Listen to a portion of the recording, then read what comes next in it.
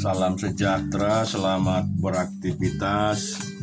Biarlah kiranya hari ini jauh lebih baik daripada hari-hari sebelumnya. Tuhan senantiasa memberkati dengan kelimpahan di dalam hidup kita. Kita renungkan firman Tuhan, kita baca dari Kejadian dari Matius 25 ayat 1 sampai dengan 30. Pada waktu itu hal kerajaan sorga seumpama 10 gadis yang mengambil pelitanya dan pergi menyongsong mempelai laki-laki. 5 di antaranya bodoh dan 5 bijaksana. Gadis-gadis yang bodoh itu membawa pelitanya tetapi tidak membawa minyak. Sedang gadis-gadis yang bijaksana itu membawa pelitanya dan juga minyak dalam buli-buli mereka. Tetapi karena mempelai itu lama tidak datang juga, mengantuklah mereka semua lalu tertidur. Waktu tengah malam terdengarlah suara orang berseru, "Mempelai datang, songsonglah dia." Gadis-gadis itu pun bangun semuanya, lalu membereskan pelita mereka. Gadis-gadis yang bodoh berkata kepada gadis-gadis yang bijaksana, "Berikanlah kami sedikit dari minyakmu itu, sebab pelita kami hampir padam." Tetapi jawab gadis-gadis bijaksana, "Tidak, nanti tidak cukup untuk kami, dan untuk kamu lebih baik kamu pergi kepada penjual minyak dan membeli di situ."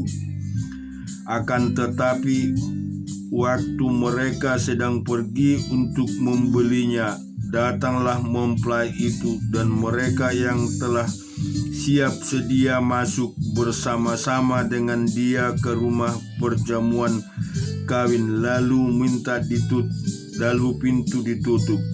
Kemudian datanglah juga gadis-gadis yang lain itu dan berkata, "Tuan, Tuan, bukakanlah kami pintu." Tetapi ia menjawab, "Aku berkata kepadamu, sesungguhnya aku tidak mengenal kamu. Karena itu berjaga-jagalah, sebab kamu tidak tahu akan hari maupun akan saatnya. Sebab hal kerajaan sorga sama seperti seorang yang mau bepergian ke luar negeri, yang memanggil hamba-hambanya dan mempercayakan hartanya kepada mereka.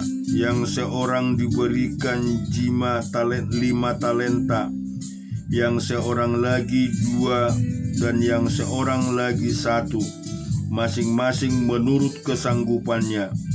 Lalu ia berangkat. Segera pergilah hamba yang menerima 5 talenta itu.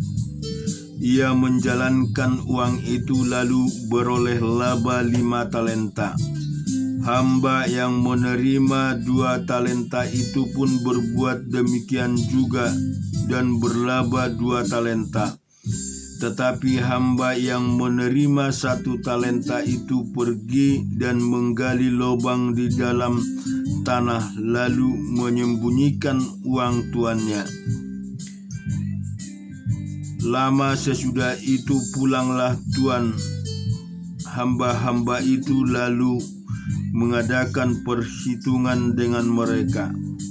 Lama hamba yang menerima 5 talenta itu datang, dan ia membawa laba 5 talenta. Katanya, "Tuan, 5 talenta Tuan percayakan kepadaku. Lihat, aku telah beroleh laba 5 talenta." Maka kata tuannya itu kepadanya, "Baik sekali perbuatanmu itu, hai hambaku yang baik dan setia. engkau telah setia dalam perkara kecil, aku akan memberikan kepadamu tanggung jawab dan perkara yang besar. Masuklah dan turutlah dalam kebahagiaan Tuanmu. Lalu datanglah hamba yang menerima 2 talenta itu. Katanya, Tuan, 2 talenta Tuan percayakan kepadaku. Lihat, aku telah beroleh laba 2 talenta. Maka kata tuannya itu kepadanya, baik sekali perbuatanmu itu, hai hambaku yang baik dan setia. Engkau telah setia memikul tanggung jawab dalam perkara yang kecil. Aku akan memberikan kepadamu tanggung jawab dalam perkara yang besar. Masuklah dan turutlah dalam kebahagiaan Tuanmu. Kiranya kini kedatangan juga hamba yang menerima 1 talenta itu dan berkata, Tuan, aku tahu bahwa Tuan adalah manusia yang kejam, yang menuai di tempat di mana Tuan tidak menabur, dan yang memungut dari tempat di mana Tuan tidak menanam. Karena itu aku takut dan pergi menyembunyikan talenta Tuan itu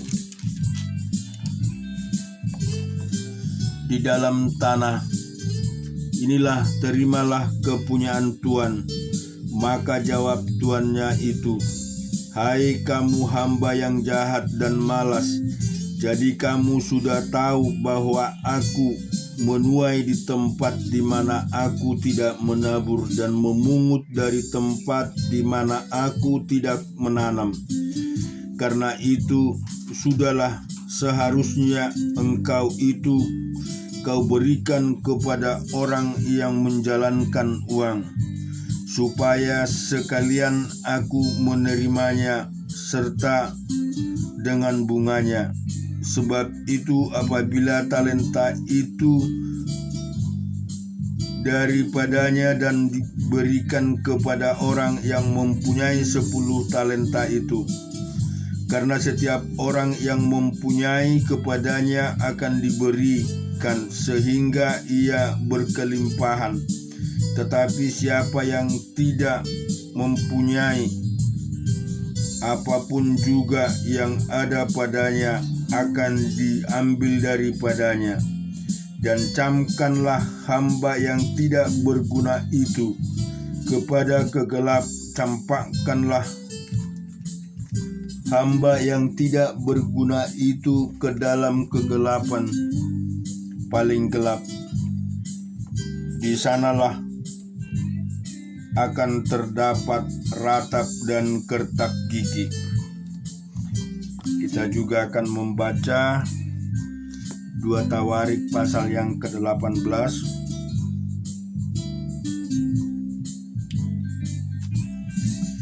Ketika Yosafat kaya dan sangat terhormat, ia menjadi besan Ahab. Beberapa tahun kemudian pergilah ia kepada Ahab di Samaria. Ahab menyembelih banyak kambing domba dan lembu sapi untuk dia dan rombongannya, dan mengajaknya untuk menyerang Ramot Gilead. Berkatalah Ahab raja Israel kepada Yosafat raja Yehuda, maukah engkau pergi ke Ramot Gilead bersama-sama aku? Jawabnya kepadanya, kita sama-sama,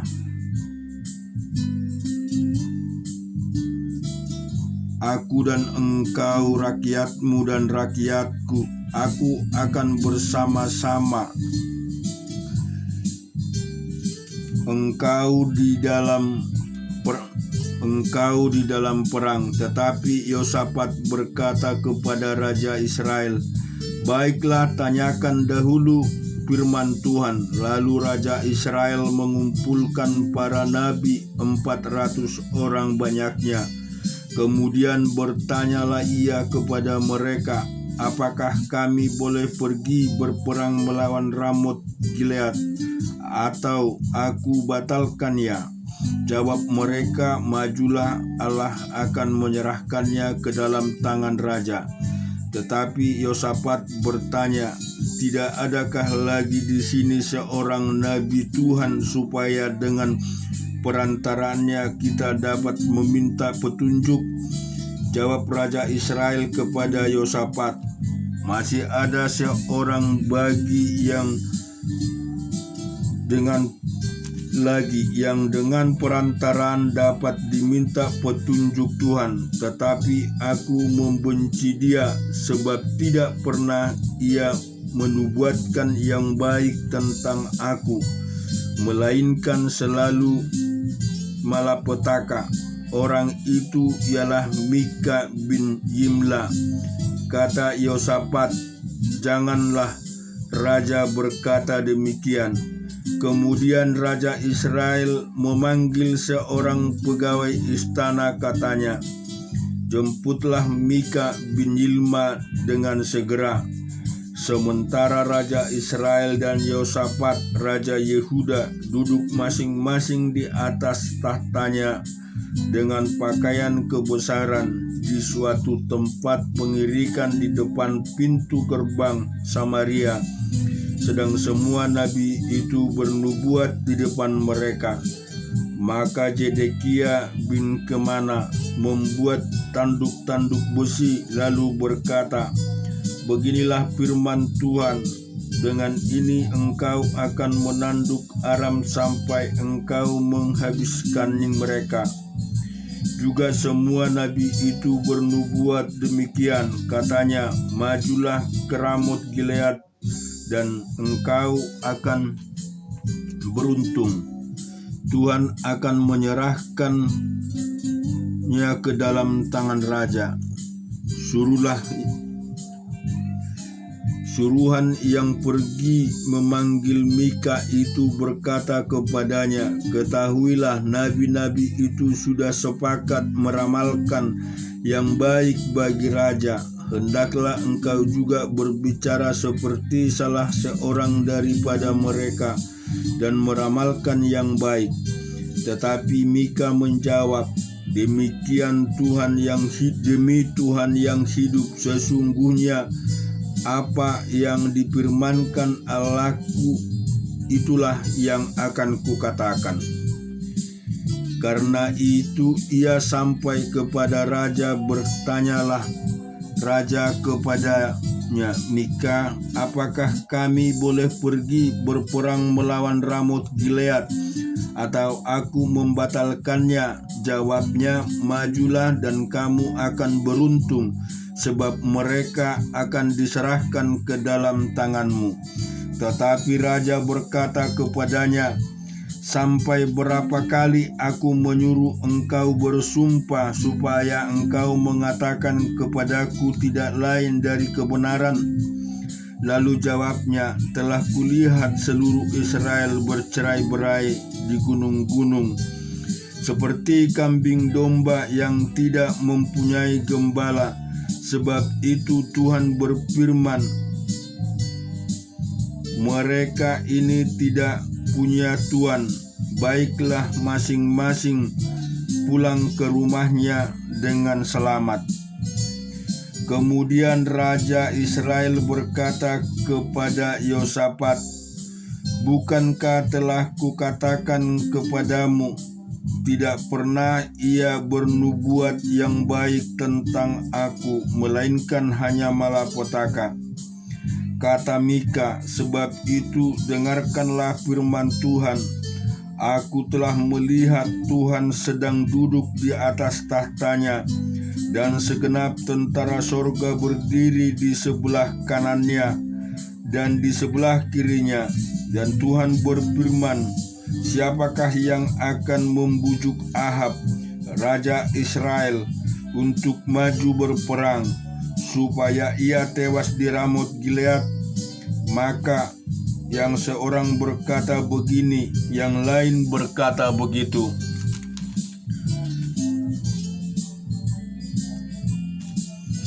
Kemudian tampillah suatu roh lalu berdiri di hadapan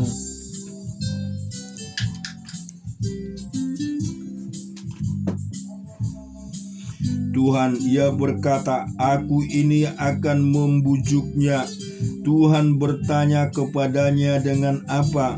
Jawab orang, "Akan keluar dan menjadi roh dusta dalam mulut semua nabinya." Ia berfirman, "Biarlah engkau membujuknya dan engkau akan berhasil pula. Keluarlah dan berbuatlah demikian. Karena itu sesungguhnya Tuhan telah menaruh roh dusta ke dalam mulut nabi-nabimu itu. Sebab Tuhan telah menetapkan untuk menimpakan malapetaka kepadamu." Sesudah itu tampillah Zedekia bin Kenana. Ditamparnyalah pipi Mika serta berkata, "Bagaimana mungkin roh Tuhan pindah padaku untuk berbicara kepadamu?" Tetapi Mika menjawab, "Sesungguhnya engkau akan melihatnya pada hari engkau lari dari satu kamar ke kamar yang lain untuk menyembunyikan diri." Berkatalah Raja Israel, "Tangkaplah Mika, bawa dia kembali kepada Amon, penguasa kota, dan kepada Yoas, anak raja. Dan katakanlah begini, titah raja, masukkan orang ini dalam penjara dan beri dia makan roti dan minum air serba sedikit, sebab aku pulang dengan selamat."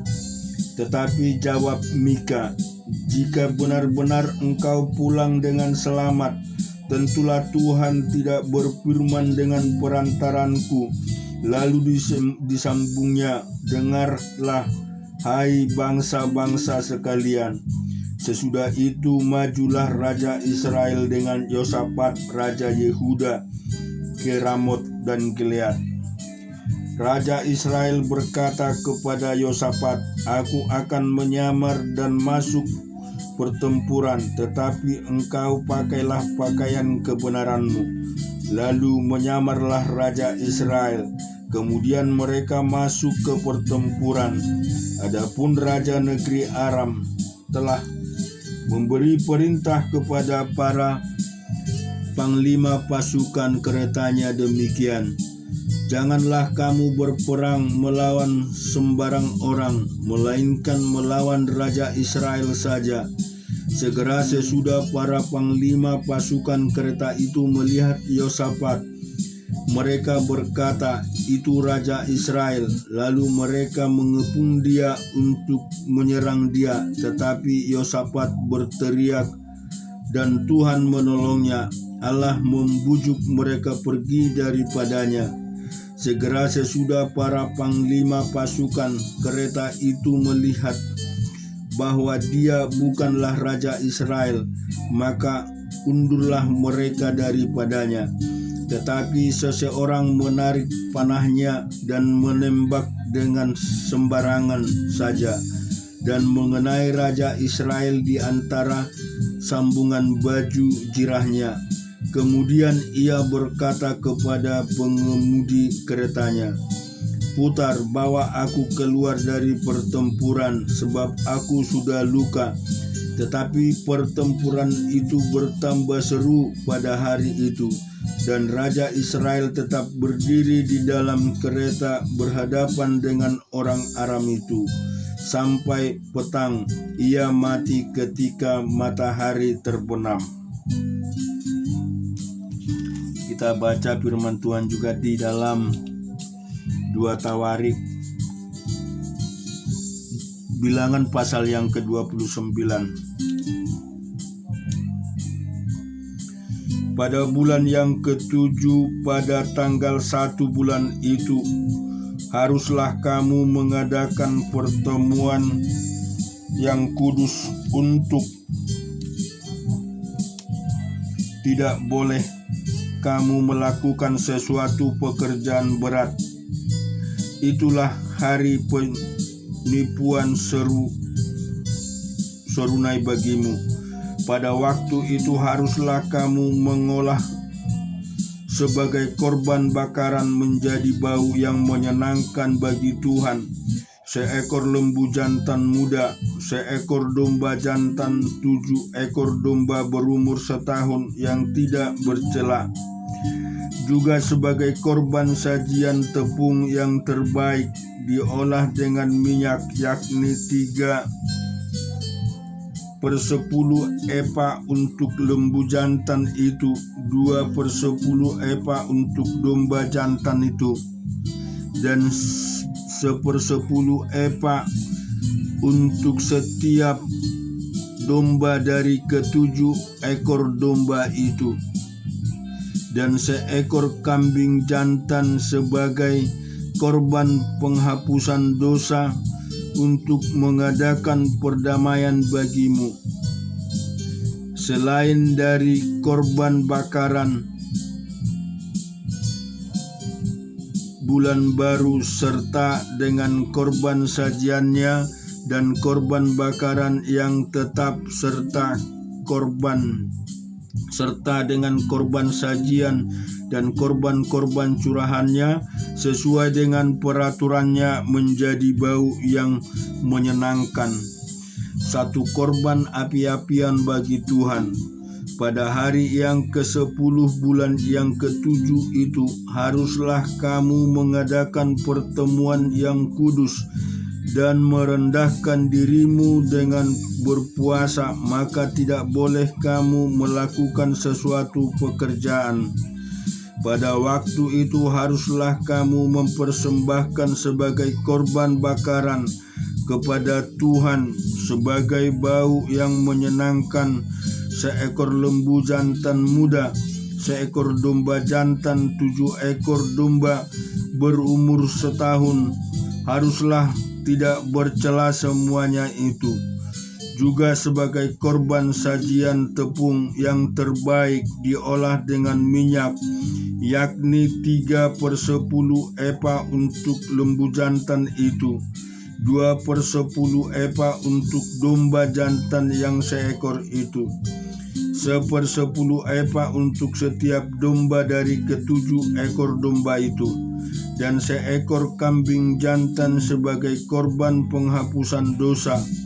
Selain daripada korban penghapus dosa, membawa perdamaian dan korban bakaran yang tetap serta dengan korban sajian dan korban-korban curahannya. Pada hari yang ke-15 bulan yang ke-7 itu haruslah kamu mengadakan pertemuan yang kudus, maka tidak boleh kamu melakukan sesuatu pekerjaan berat. Haruslah kamu mengadakan perayaan bagi Tuhan 7 hari lamanya.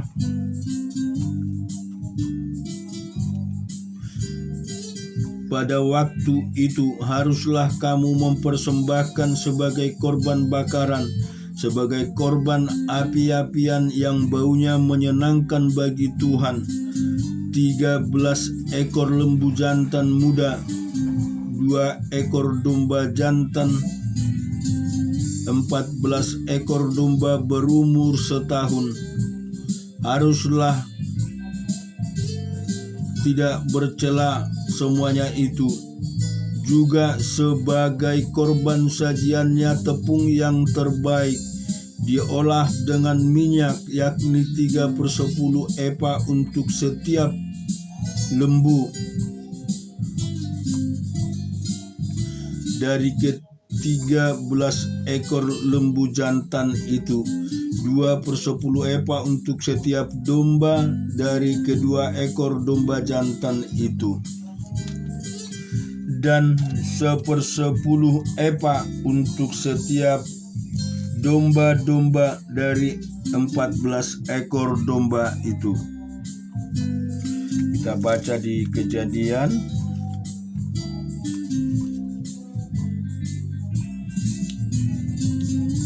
36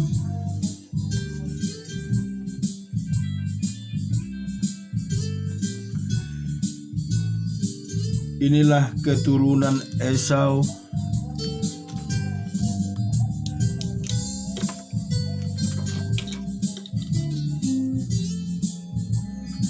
yaitu Edom. Esau mengambil perempuan-perempuan Kanaan menjadi istrinya, yakni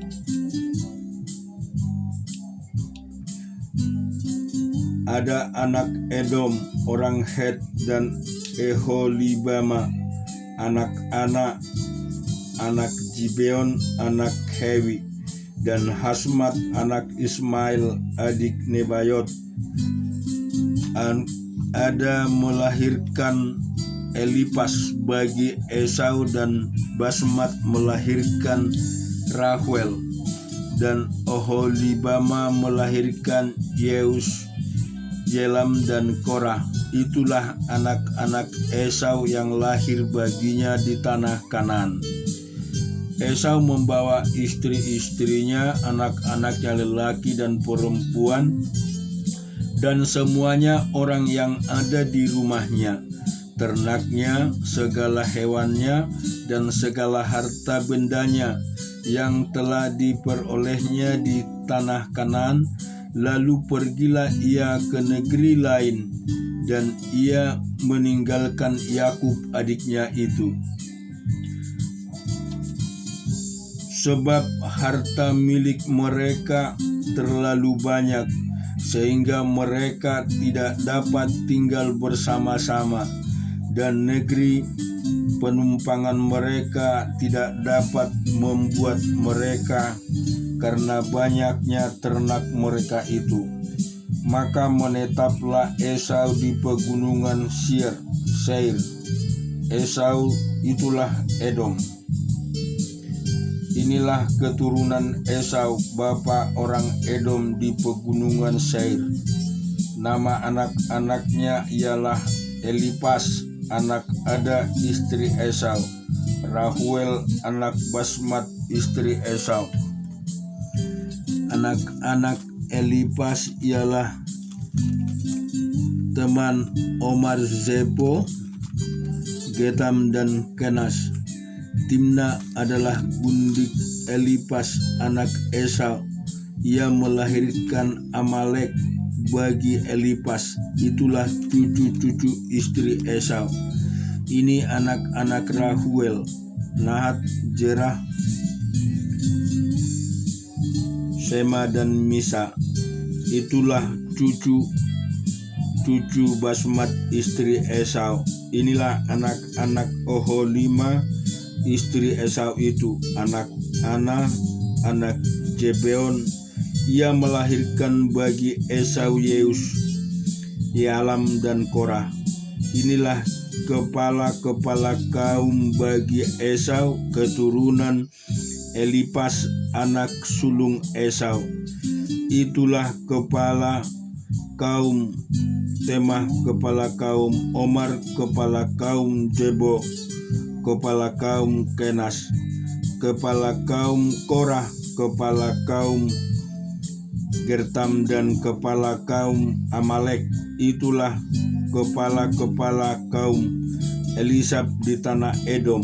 Itulah keturunan Ada. Itulah keturunan Rahuel anak Esau, kepala kaum Nahat, kepala kaum Jerah, kepala kaum Sema, dan kepala kaum Misa. Itulah kepala-kepala kaum Rahuel di tanah Edom. Itulah keturunan Basmat istri Esau.